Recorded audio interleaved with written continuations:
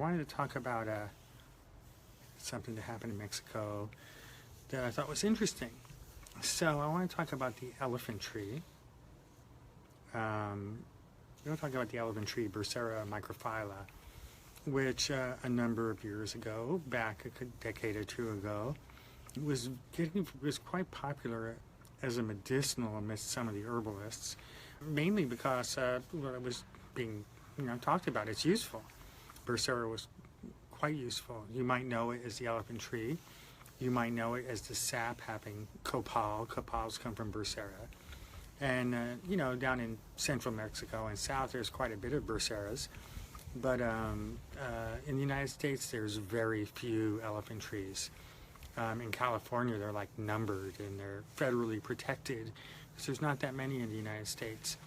But I know that in Mexico, there's a lot more of them. And, perhaps you could sustainably harvest them a little bit.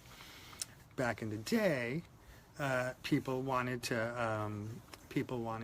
get Bursera that were learning about it, and they would often buy Bursera from people who would go down into Mexico and get some, and so you have a little bit, and you can have it to make tincture, do the things you want to do from it.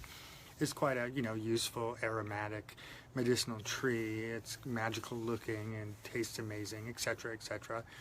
But it's endangered in the United States.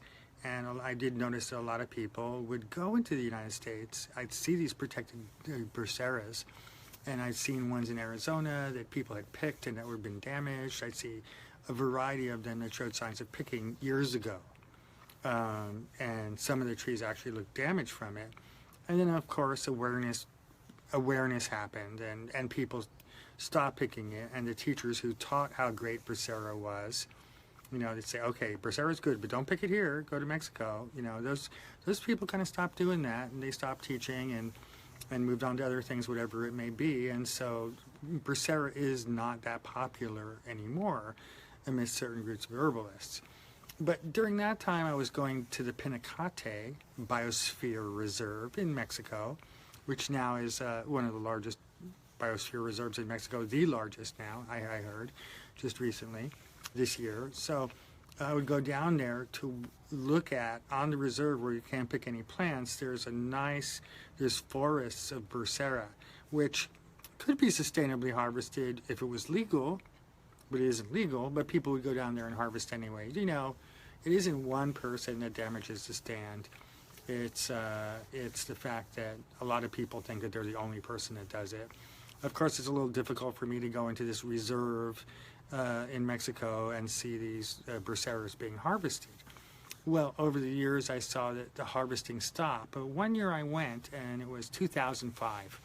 It was the last once-in-a-lifetime desert super bloom that happened back in 2005. The last once-in-a-lifetime super bloom that I saw.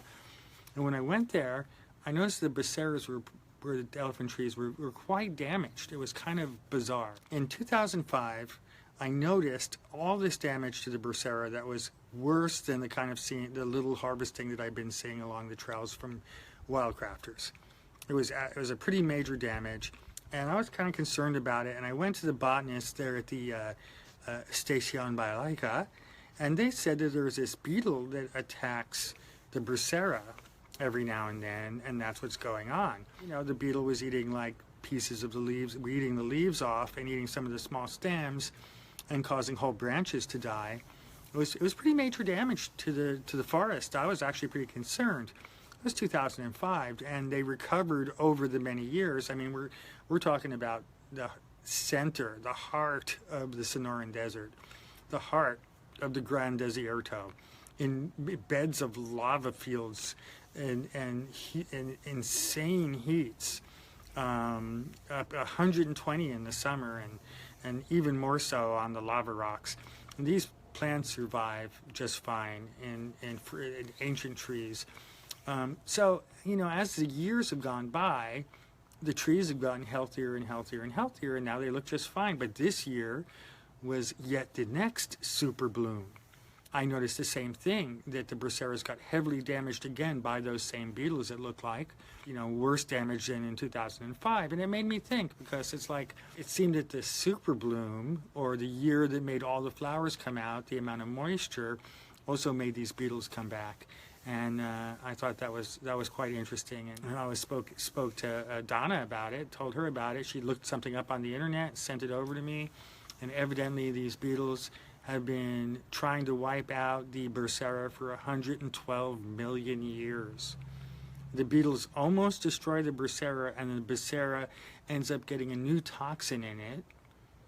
Those toxins, of course, are medicinal constituents. And the Bursera has almost completely wiped out the beetles, and the beetles mutate and evolve and almost wipe out the Bursera, and that this has been going back and forth for 112 million years. That's a long time to be going back and forth. So that makes me feel quite a bit better about the Bursera and the beetles, now that I understand that this is really a very long dance that they've had between each other. I think what's interesting is, me watching for 15 or 20 years, however long I've been watching this place. I mean, I just feel like a drop in the bucket as to getting, I come there, a couple days a year, the same time every year. To me, it's just a drop in the bucket. I could spend my whole lifetime. I might not ever notice the 112 million year old story that's in front of me.